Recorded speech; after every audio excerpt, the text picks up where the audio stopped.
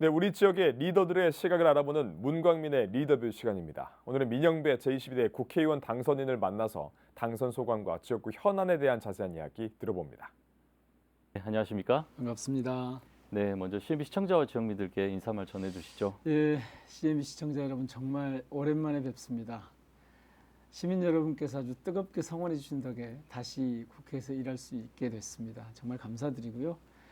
제가 뭐 잘해서 잘나서 저를 다시 국회로 보내신 게 아니라 시민 여러분의 명령을 잘 받들라는 뜻으로 이해하고 부족한 부분을 늘 응원해 주시면 그 지혜를 받아서 잘 하도록 그렇게 하겠습니다. 자주 배울 기회를 가지면 좋겠습니다. 네, 이번 22대 국회의원 선거에서 당선되신 거 진심으로 축하드립니다. 네, 고맙습니다. 네, 그렇다면 당선 소감 한 말씀 들어볼까요?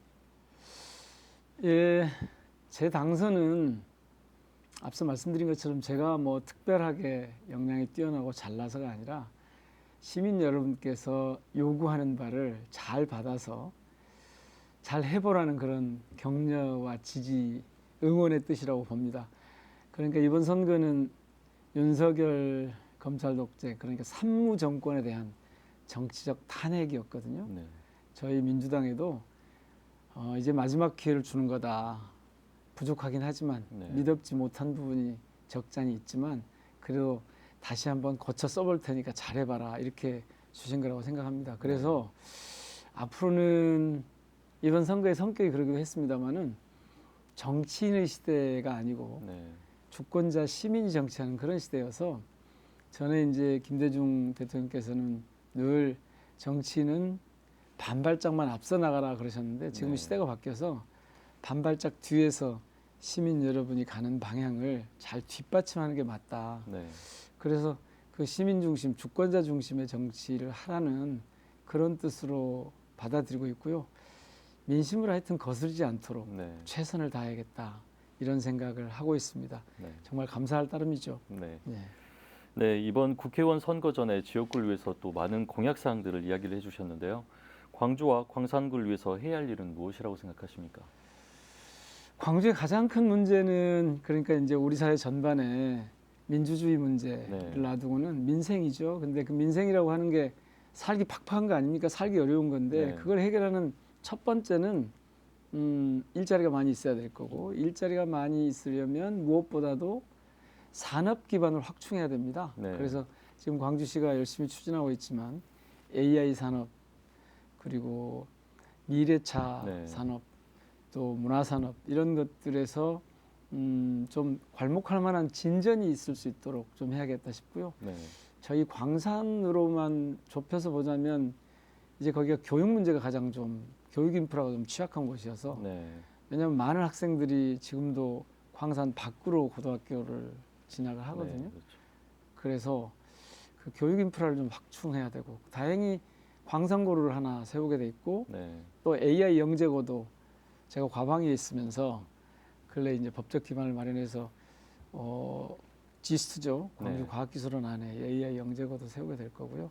그리고 콩나물 교실이라고 불리는 그런 교실들이 좀 있었는데 네, 그 부분은 좀 많이 해소가 된 것 같습니다. 어쨌든 교육 인프라를 확충하는 게 되게 좀 중요한 지역의 과제로 되어 있고 특히 네.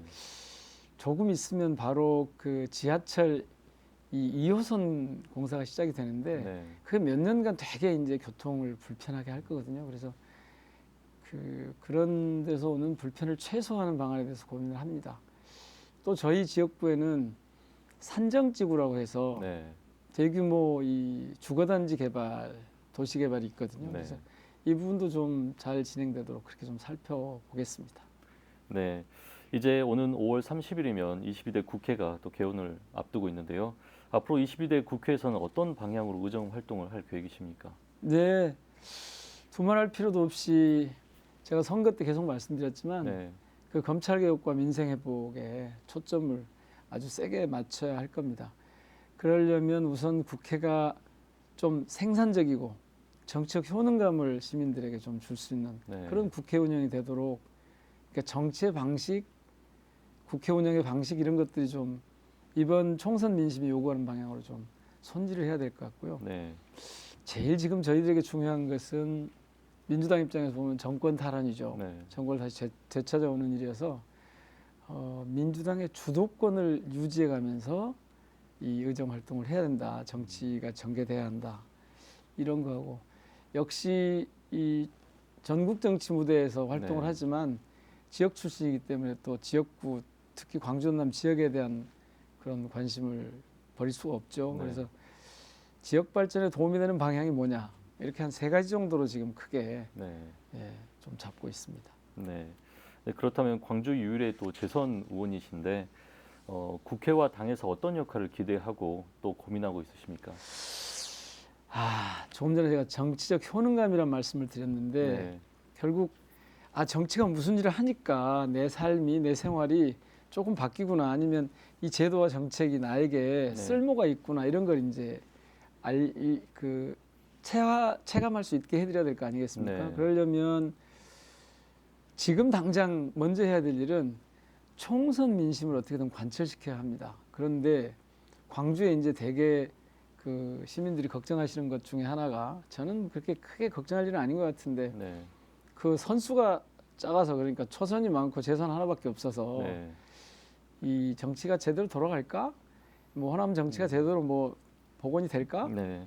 이런 말씀들을 하시는 것 같은데 이거를 돌파하는 길은 한 가지입니다. 네. 그거는 8명의 국회의원들이 그야말로 연대를 잘 해서 네. 협의를 잘 해서 공통으로 끌고 가야 될 거는 같이 풀어나가고 네. 개별적으로 또 좀 기능적으로 분담해야 될 일은 분담해서 하고 그러니까 저는 그걸 이제 뭐라고 표현하냐면 혼자서 하는 게 아니고 네. 조직적으로 접근한다. 8명이 조직적 유능함을 발휘해 보겠다. 이렇게 네. 이제 말씀을 드리는데요. 그렇게 좀 해 보겠습니다. 특히 그동안 광주는 대한민국의 민주주의 발전에 크게 기여했음에도 불구하고 네. 그만큼한 정치적 보상이랄까 이런 걸 좀 제대로 받아내지는 못했죠. 네. 민주주의 운동이라고 하는 게 꼭 그런 무슨 다른 이익을 위해서가 아니라 우리 삶을 위해서 스스로 한 것이긴 하지만 그렇다고 해서 민주주의에서 공헌한 바가 있기 때문에 그냥 그걸로 그냥 정신승리하고 말아라 그럴 네. 일은 아니거든요. 시민들의 삶에 실질적으로 도움이 되는 일들이 뭘지 네. 우리 당선인 분들과 함께 고민하고 또 대안을 찾아서 제시하고 그걸 입법으로 실행하고 그런 과정을 좀 꾸려가 볼 생각입니다. 네. 의원님께서는 22대 국회는 어떤 국회가 돼야 한다고 생각하시나요? 그럼 뭐 두말할 필요 없습니다. 제가 조금 전에 주권자 정치의 시대라는 표현을 썼는데 총선을 네. 이렇게 거치면서 보니까요. 더 이상 정치인이 정치를 주도해가는 시대가 아닙니다. 네. 저희 민주당의 그 이재명 대표가 자꾸 말씀하시잖아요. 정치는 정치인이 하는 것 같지만 알고 보면 다 국민이 하는 거다. 네. 그러니까 이 얘기는 여의도가 나름대로의 자기 정치를 해나가는 그런 이 국회가 아니고요. 네. 이제부터는 민심이 제대로 반영되는 주권자의 의지가 정치적 의지가 제대로 반영되는 그런 국회로 바뀌어야 네. 됩니다. 그래서 사실은 예를 들면 원내대표가 혹은 국회의장이 여의도에 안에 있는 국회의원들의 대표, 국회의원들의 의장이 아닌 거죠. 네. 민심을 반영하는 원내대표, 민심을 반영하는 국회의장이 돼야 되는 거죠. 네. 그렇게 바뀌어야 하고 그래서 그걸 그냥 한마디로 말씀드리면 시민들의 요구에 적극적으로 응답하는 국회로 바뀌어야 네. 한다. 동시에 그럼 그 시민들의 목소리라고 하는 건 뭐냐, 요구는 뭐냐. 그걸 다른 말로 하면 시대정신이거든요. 네. 시대적 과제를 정말 잘 풀어가는 국회가 돼야 된다. 큰 것들이 있지 않습니까? 네. 기후위기, 양극화, 저출생 문제 이런 시대적 과제들의 시대적 과제를 풀어가는데 입법으로 뒷받침하는 국회. 뭐 그렇게 크게 2가지로 요약할 수 있을 것 같습니다. 네, 알겠습니다. 네, 또 유세 기간에 많은 시민들과 만나고 또 그들의 목소리를 또 들었을 텐데요. 그중 인상 깊었던 이야기가 있습니까? 한 3가지 있어요. 네, 그렇게 오래전부터 저한테 하신 말씀은 아니 180석이나 줬는데 뭐 하고 있느냐 그러시다가 네. 정권이 이렇게 국힘에 넘어가고 나서는 제발 좀 저 윤석열 검찰독자가 좀 잘 좀 싸워라 뭐 하고 있냐 저처럼 탈당을 해가면서까지 싸웠던 사람한테도 제대로 싸워라는 말씀. 그다음에 2번째는요. 이건 선거 끝나고인데 네, 저희 그 시장에 5일 전기시장에 비아시장이라고 있습니다. 네. 거기를 이렇게 갔더니 60대 후반, 중후반쯤 돼 보이는 아짐 한 분이 딱 네. 자판을 깔고 이렇게 앉아서 제가 조금 떨어져서 인사를 이렇게 고맙습니다. 당선시켜 주셔서 고맙습니다. 이렇게 인사를 드렸더니 네. 이분이 근데 민주당이 조금 부족해 이러시더라고요. 네. 그래서 제가 이제 다가갔죠. 다가갔더니 당신은 나는 1번, 9번 찍었어 그러면서 민주당이 조금 부족해 그러셔요. 네. 이거는 민주당이 아직 광주 시민들이 보기에 8군데 의석을 다 주긴 했지만 사실은 경쟁자가 없어준 거거든요. 네. 가령 조국혁신당이 비례에서는 더 많이 받았다는 거 아닙니까 지금? 네. 그러니까 여전히 민주당에게 부족한 그 어떤 부분을 채워라라는 말씀을 저한테 하시는 거 들었고요. 그리고 세 번째는 정말 어려운 분 얘기를 들었는데 네. 그거는 선거 운동 과정이에요. 지금까지 18해 동안 가게 매출이 0원이라고 하시는 분이 계시더라고요. 네. 그 전자상가에서 가게를 하시는 분인데 이 전자제품 판매하시는 분인데 설마 그럴 수가요 그랬는데 실제로 그렇게 중소상공인 자영업자분들이 너무 어렵다는 거예요. 네. 그래서 깜짝 놀랐어요 제가. 아, 이 지역화폐 활성화 같은 이 중소상공인과 자영업자들의 아픔에 응답하는 그런 정치를 해야 되겠구나. 네. 이런 생각이 지금 남아있는 생각들입니다. 네.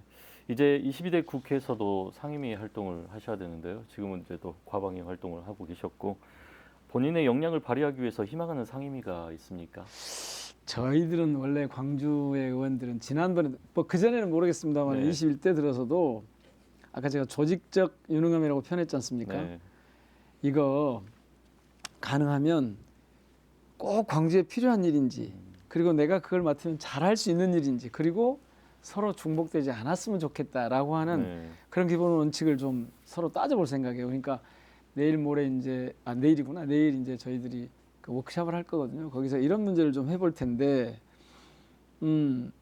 저는 지금 광주 현안 해결이라고 하는 목표 달성에 가장 유리한 상임위로 저는 개인적으로 갔으면 좋겠어요. 네. 저는 그 동안에는 뭐 정무위, 과방위, 교육 이런 데를 다녔는데 이번에는 조금 좀 적극적으로 앞서 말씀드린 지역 개발이나 네. 또 지역의 SOC 인프라나 그다음에 그 AI나 무슨 자동차 이 미래차에 대한 부품 산업이나 네. 이런 것들을 좀 제대로 해보려면 저는 국토위나 산업위 같은 걸 제가 했으면 좋겠는데 8분하고 상의를 좀 해봐야겠죠. 네. 지난번에는 제가 사실은 맨 마지막에 선택을 하다가 사실 가고 싶은 데를 못 갔어요. 나중에 행안위도 좀 가보고 싶었고 네. 뭐 산업위도 좀 가보고 싶었는데 두 군데 다 한 번도 못 가봤는데요. 네. 아마 뭐 내일 그 저희 당선자 워크숍 하면서 어느 분이 아까 말씀드린 그런 기준 잘할 수 있는 것, 중복되지 않을 것, 그리고 꼭 필요한 지역에 필요한 일 이런 네. 것들을 기준으로 해서 상임위를 서로 의논해서 배치를 해야 되지 않을까 싶습니다. 네. 그건 이제 뭐 말씀 나눠가지고 합의를 봐야죠. 네. 꼭 가고 싶은데 가셨으면 좋겠습니다. 예, 예. 네. 광주 광산구 지역에서 반드시 해결해야 될 이런 현안들이 있다면 무엇이 있을까요? 참 그 현안이란 말이 좀 어려운 네. 말인데요. 그러니까 가장 급한 건 제가 보기에는 거기는 산단 지역 아닙니까? 네. 제 지역구가 하남 산단이 있고 첨단도 바로 옆에 있고 AI 융복합 그 단지도 이제 들어서는데 네. 이 경우에는 지금 하남 산단의 그 노후화된 굉장히 오래됐어요. 벌써 네. 이게 그래서 전에 이제 이거 그 리모델링 한다고 뭐 사업도 하고 그러긴 했는데 이 산업 기반을 확충하려면 산단이 좀 제대로 돼 있어야 되거든요. 네. 그래야 그 위에다가 이제 말씀드린 그런 산업 기반을 확충할 수 있는 그런 토대를 닦을 수가 있으니까 그래서 이 조성한 지 20년도 더 된 이 하남 산단이 좀 제대로 돌아갈 수 있도록 네. 그 리모델링하는 이 환경을 개선하는 이런 게 지금 중요한 현안 중에 하나인 것 같고요. 또 하나는 이 교육 부분 조금 전에 말씀드린 네. 그 교육 인프라 확충하는 거하고 그리고 사실은 이 도심이 다 마찬가지긴 한데 주차장 문제가 되게 심각해요. 네. 그런데 이 주차장 문제를 풀어갈 방법이 너무 제한돼 있다는 것도 또 분명한 사실이거든요. 그래서 게다가 이제 도시철도 2호선 공사가 시작되면 이 네. 교통 문제가 되게 좀 심란한 문제가 될 것 같아서 좀 걱정이고요. 산정지구 조금 전에 말씀드렸는데 이 부분도 좀 잘 풀어야 될 그런 네. 과제입니다. 네, 이렇게 또 말씀을 듣다 보니까 제가 빠져들게 이렇게 오랫동안 이렇게 듣게 됐는데요. 이제 어느덧 끝 질문입니다. 네, 끝으로 CNB 시청자와 지역민들께 한 말씀 부탁드리겠습니다. 예, 거듭 다시 한번 국회에서 일할 수 있도록 기회를 주셔서 감사드리고요. 앞서 말씀드린 것처럼 지금은 정치인이 정치하는 시대가 아니라 주권자 시민이, 국민이 정치하는 시대입니다. 이런 때는 가만히 그냥 뽑아놨으니까 알아서 해라 이렇게 보고만 계시지 마시고 끊임없이 저 사람이 잘하나, 방향이 제대로 맞았나, 우리에게 필요한 걸 하고 있나 이렇게 늘 비판해 주시고 지켜봐 주시고 응원해 주시면 고맙겠습니다. 대신 저도 최선을 다하겠습니다. 시민들의 뜻, 시민들의 명령을 잘 받들도록 최선을 다하겠습니다. 고맙습니다. 네, 의원님 오늘 말씀 여기까지 듣겠습니다.